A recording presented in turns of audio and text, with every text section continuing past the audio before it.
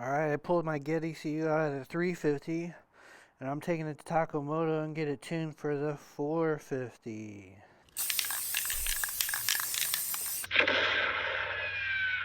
I come here to get Takamoto to get my Get ECU flash for the 450, and he asked me, what pipe do you have? Do you want it for the stock pipe, a Graves pipe, FMF? Well, nobody has Yoshimura and nobody has FMF, and he had a Graves in stock, so I'm like, just give me the Graves so I can get this done today. I don't want to come back here a bunch and bother these guys reflashing my shit every other day, so that right there is the bread and butter. The Wi-Fi wasn't working right. They swapped me out for a new Wi-Fi, so I got everything squared away. It's not my first choice, but this is all I can find. Oh, and look at that thing. That thing is nice.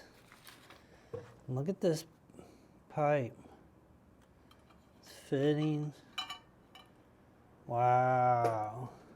6.3 pounds, look at that. Now we'll weigh the stock one when I take it off and see what that is. See how much weight savings I got.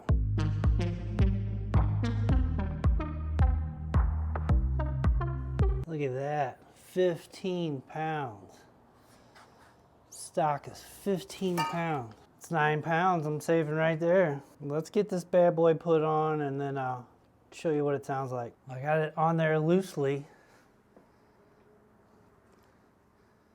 Looks damn close, so we'll keep going. What are these nuts that go on the exhaust? There's 16 foot-pounds of torque. Had to look that up. This is the Graves full titanium exhaust. So it's for off-road use only. Full titanium, super nice looking, super quality, top shelf quality. I hope it's top shelf performance because it's definitely top shelf price. Now I gotta put my Get ECU in and I'm gonna open the airbox. This is what it looks like. We got our factory ECU. We're gonna put the Get ECU in.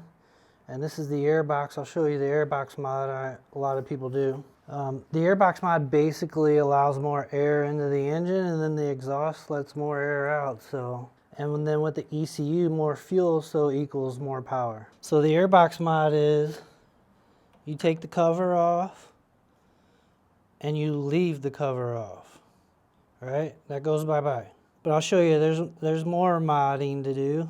And I'm gonna take everything off I can to reduce weight. And I'm gonna see, I started out 289 pounds. I'm gonna see how much I can get it down to, but I'm also gonna add stuff. So we'll see how much I reduce the weight and then we'll see how much I add on over time.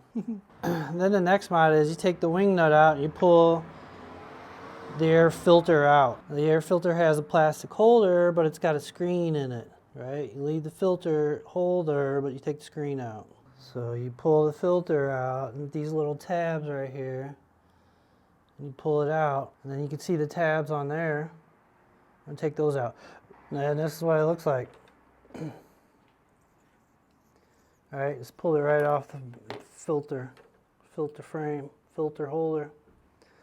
I'm gonna put it back together. I'm gonna put it in there. I'm gonna put a filter skin on it. Try to save my filter for a little while. Get that baby covered all the way up, close to it. All right, it's filter skin. It's like a sock hat. I don't want to mess my seal up, so I'll put it close to that, but, right. Punch a hole in it and put it back in there. Should be good. So I got it in there. It's all seated up. I'm gonna leave it just like that. That is the airbox mod. With that all sorted out, let me pull this stock ECU out. I think I might have to change this bracket a little bit to get mine to fit in there. And there we go. Got it out. I had to cut off the little corner on this top corner over here on the bottom. But I think it's down in there enough for the seat to fit on. This is what you need to do to set the TPS and with the Wi-Fi on the Honda. All right, you gotta turn it on. As soon as I push this down to get it ready, giving it power, you see it flicking. And there it is. Can you see that? There's a green and a red. So go to Wi-Fi. The Wi-Fi and the password is on the back of the Wi-Fi module. I have it right there. See, I'm connected to the Wi-Fi module. I turn on airplane mode. If you're having trouble connecting, turn on airplane mode. Go to the app. And see how it's giving me up there and it's giving me green down here. I'm connected, right? And you go down here to monitor. Shows the throttle at 0%. I can go into settings here. TPS calibration. Set 0 TPS. TPS calibration has been done, right? That's how you set the TPS. 17 pounds I've removed today. Yeah, baby. There's a lot more to remove, but that's 17 pounds gone, and I'm gonna be putting more weight on, but see how much we can take off. All right, here's a look at the Gray's full titanium exhaust for a 450R.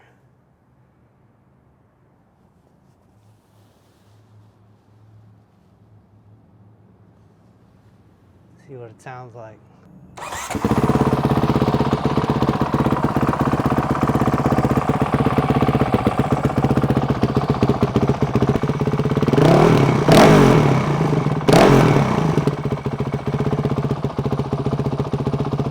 All right, let's go for a ride.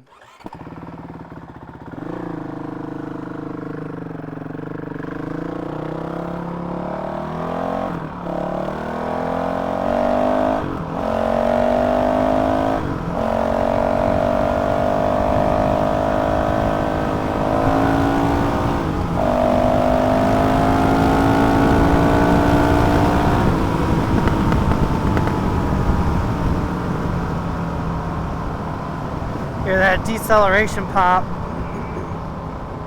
The get ECU on this 450 RL is phenomenal. It's really, really nice. It adds a lot of horsepower to the bike. I don't know how much, because I'm just butt dynoing, but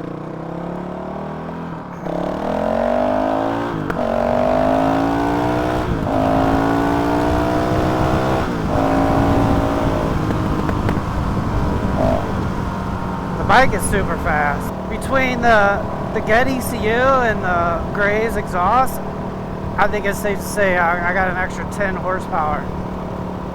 There's at least 8 to 10 with the Get ECU, and then there's like 2 to 3 horsepower with the exhaust. The exhaust is pretty warm.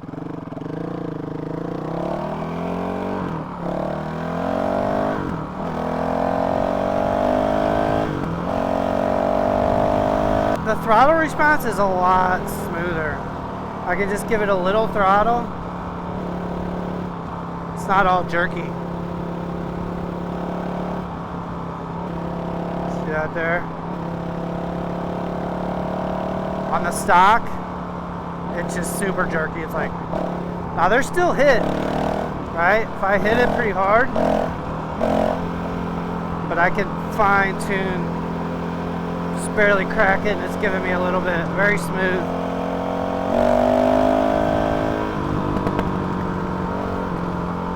You can get this Get ECU for the stock pipe. You don't have to get an aftermarket pipe. And I heard it runs really good. I was gonna do that, but I lost my patience. It's too hard to find exhaust, so I was like, I need an exhaust. I almost think you need something. A Vortex, a Get ECU, an AIM. But I think the Get is one of the best. I think it's better than the Vortex. I've ridden the 450 RL with a Vortex, and I've ridden the 450 RL with this. I think this has more power. This exhaust is higher than the Yoshimura exhaust, though. I feel a lot of the heat coming off of it, but it's like a new bike. I might be able to get rid of the deceleration pop. I know there's a system they use for the catalytic converter on the stock pipe. It lets air in to help the catalytic converter. I think it's the APS or whatever. You can remove that. I know Graves makes a a cover to cover that inlet, but also there's a canister. There's a canister that can be removed where a lot of the fumes and stuff go, and this is the canister right here. It's got a lot of stuff. The fuel cap vents down to it. It's a charcoal canister. It's holding some emission stuff, but it can cause pop because it burns extra fuel that's in the canister on deceleration. I'm gonna eventually take this off and see if that stops the decel pop. Man, this thing is just so hot. But they got this system right here. I think it's the APS system. It puts air into the catalytic converter. It helps with that. But there's a plate that Graves makes. It goes right here that will cut off that air intake. So I think it's either this or the charcoal canister that's causing the decel pop.